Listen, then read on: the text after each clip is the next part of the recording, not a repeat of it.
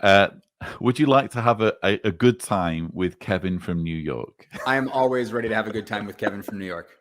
Always. He wants to have a good time with us, I hope. Here he is now. Kevin, you're on Talk Heathen. Welcome. Hey, you guys. How's it going? Pretty good. Pretty good. How are you? Good. Not so bad.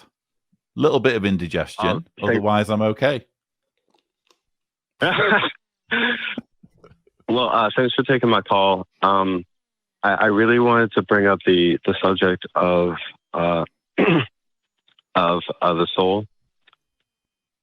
And I know that it's important to bring to the show the process of testing all of this to see if it's true.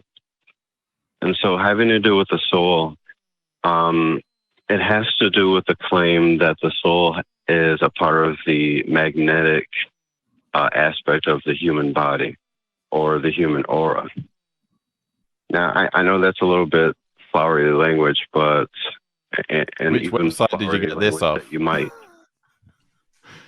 I'm sorry. Which website did you get this off? This doesn't sound like an actual scientific or medical thing. Magnetic fields and auras. I can't exactly. I'll get to that. I'll get to that. You see, having to do with that claim, though, that the soul is the magnetic characteristic of the human body. And when it comes to testing it, just like we test with normal magnets in a simple test, the only thing that's tangible within that test is the effect. Just as I was about to mention, this is sometimes why you hear flowery language from, say, people like Ray Comfort that say that God has written eternity on our hearts. That sort of appeals a little bit to emotion. And the reason why I say that is because that is why positive emotions are usually associated with a direction, which is up, opposed to negative emotions, which are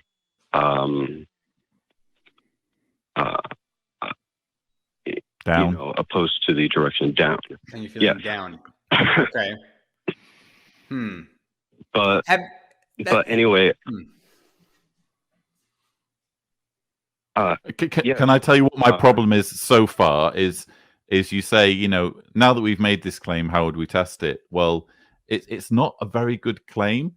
And I asked you about, where you've got it from. And I think I even said which website. It sounds like the sort of thing that you would find on like an alternative medicine website or some other kind of hocus pocus, oh, we have auras and they can be tested with magnets. And if you lie under a pyramid for a few hours, you'll feel this. And these certain stones will help you align your aura. It sounds like that sort of thing. It doesn't sound like anything that you've actually found in like a peer-reviewed journal or you've found in a book by a creditable scientist. It sounds like just the sort of thing anyone can say online. And so if you're going to make a claim, unfortunately, there needs to be something that backs it up for us to take it seriously. Yes, I couldn't think of it right away, but part of what I was saying actually comes from a lecture on philosophy that I've heard from mainly Palmer Hall. Well, and the human body and magnetic fields, it doesn't have anything to do with philosophy. Last I checked. Yeah, I got to be honest with you. I'm not exactly sure what the specific claim is. And I'll tell you, when you were talking, a few things came to mind for me as well. One was that I've had MRIs before where I've had very powerful magnets doing stuff to my body. And not once did a technician or a doctor say, now listen, this may fuck with your soul. So we got to be really careful with this. That's never happened. So I would wonder why that would be. If there was some discernible way of seeing how magnets or affect our souls, assuming we have them. The other thing was we're talking about up and down.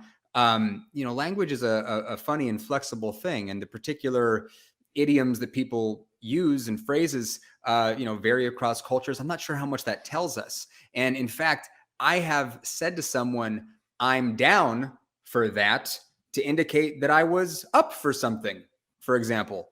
So I'm not sure, what to do with the language claims or the magnet claims at this point. I'm a little lost.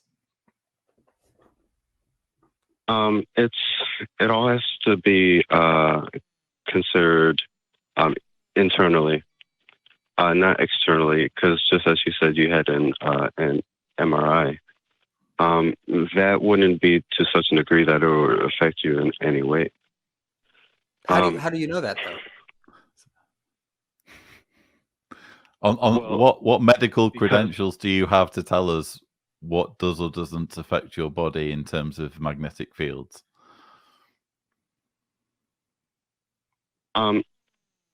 Because this gets into a little bit of metaphysics, I guess you can say. Okay. Because the problem with all of this is that it's not tangible only in the sense of the effect. Okay. Do you know what I'm trying to say? Magnetic fields are things, though, that we can observe and test and interact with. So, because it sounded like at the beginning of the call, maybe I'm just confused because I've misunderstood you completely. It sounded like at the beginning of the call, you were saying that the soul is something that exists, and we can know that on the basis of X, Y, and Z, which had something to do with magnetism. Yeah, so, just to strongman, Kevin, just to strongman your argument, you told our call screeners that you want to argue that we have a soul and we can test that we have one through nature.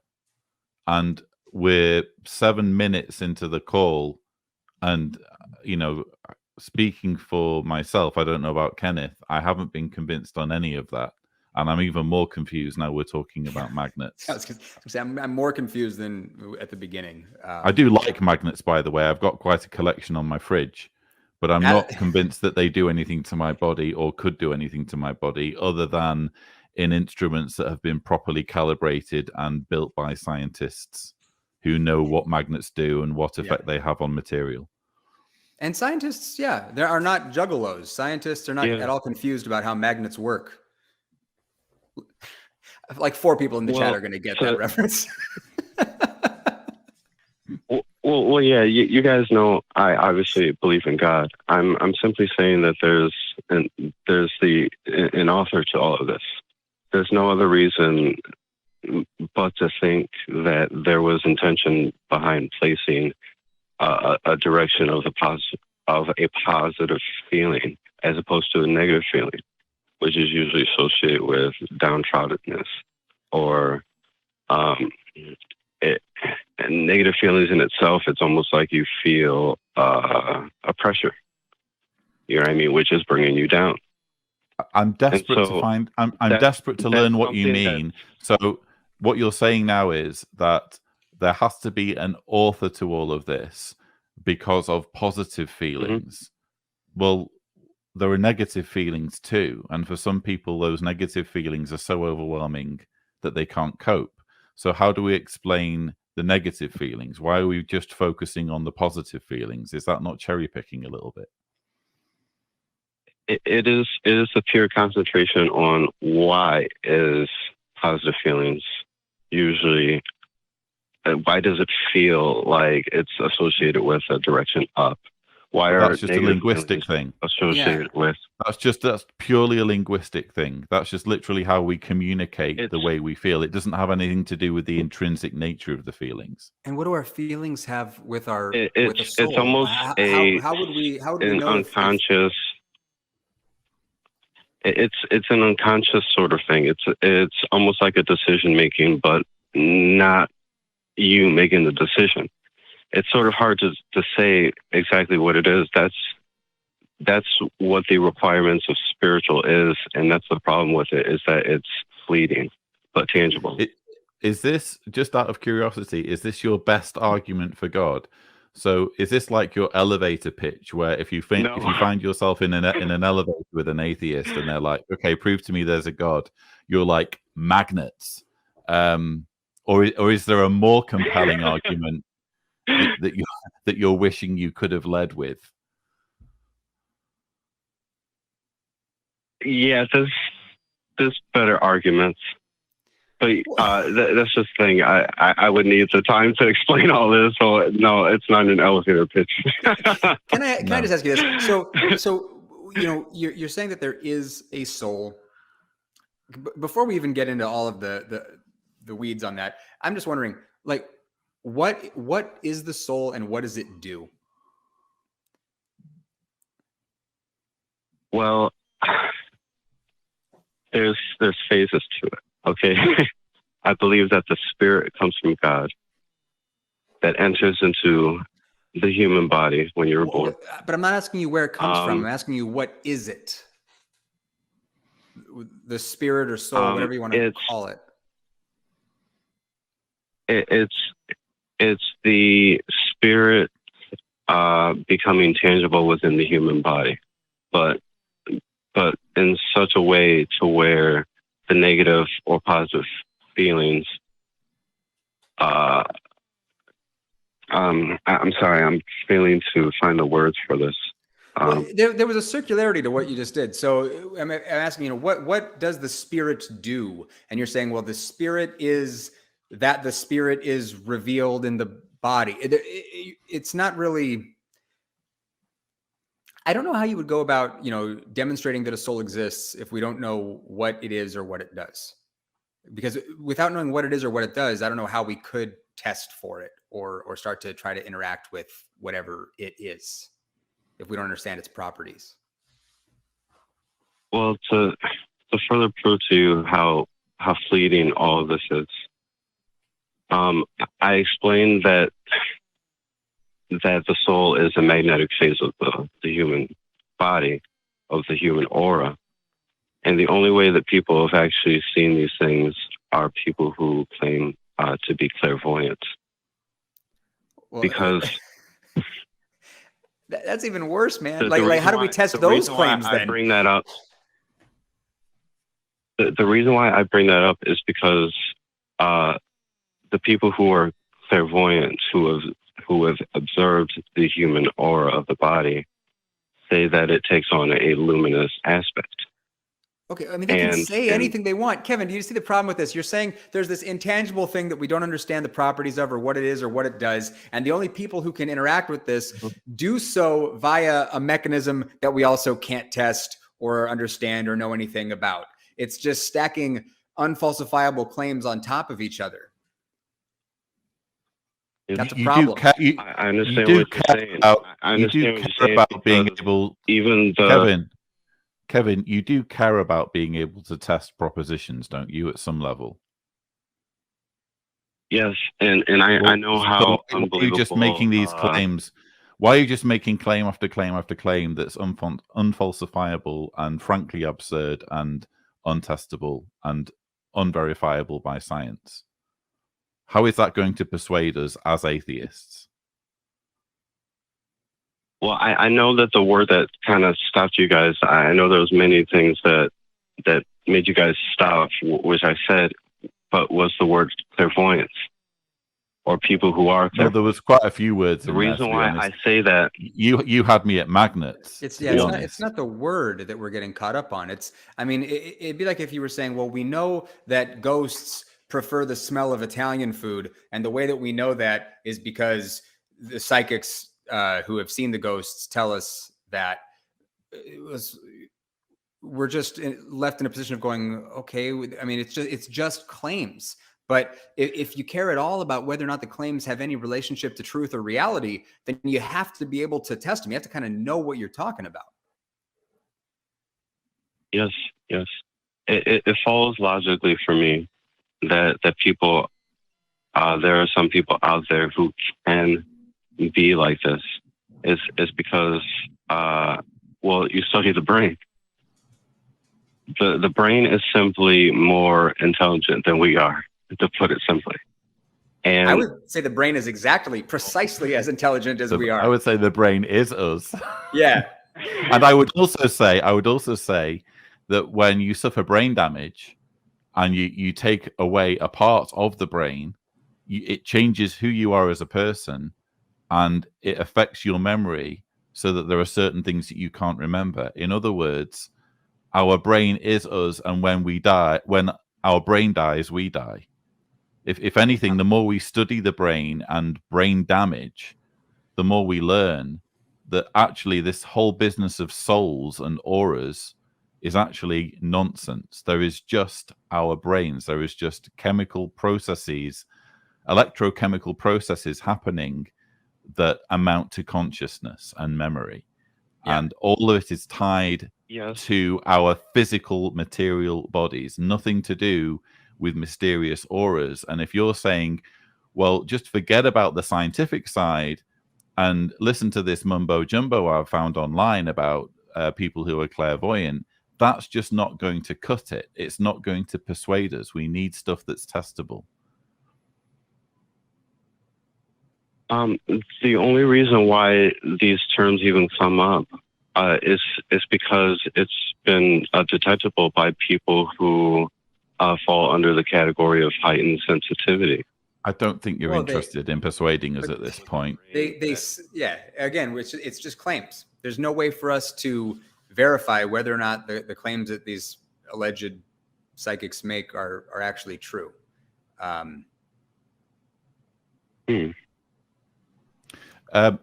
Frankly, Kevin, look, here's my attitude. You seem to have convinced yourself of this whole thing with auras and clairvoyance and magnets and what have you. You don't seem that interested in convincing us, at least to the extent that you don't see the need to present evidence.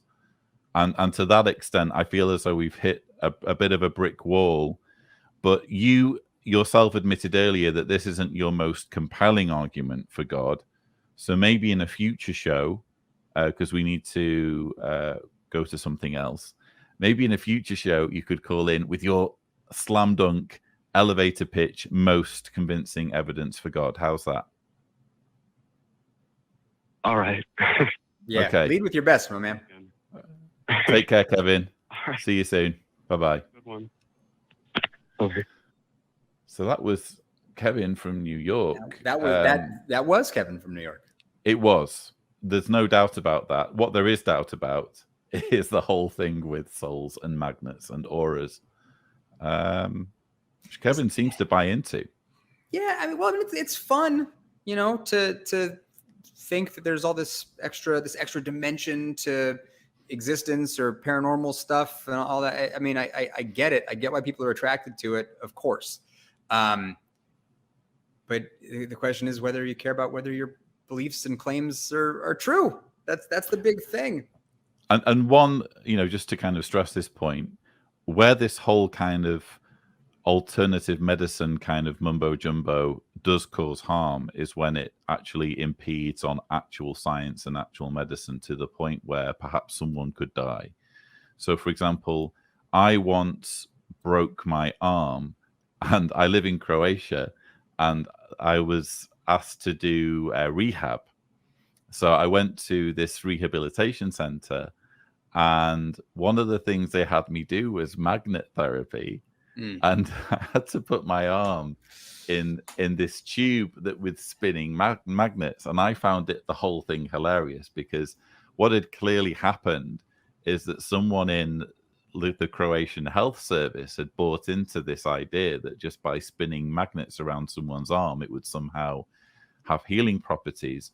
Actually, even in the UK, up until very recently, it's been possible to get homeopathy on the NHS. Yeah. So, these sorts of crazy ideas that are completely unproven have made actual inroads into proper healthcare, worryingly so, in the fairly recent past. And it's only now, I think now the NHS is not as accommodating to homeopathy.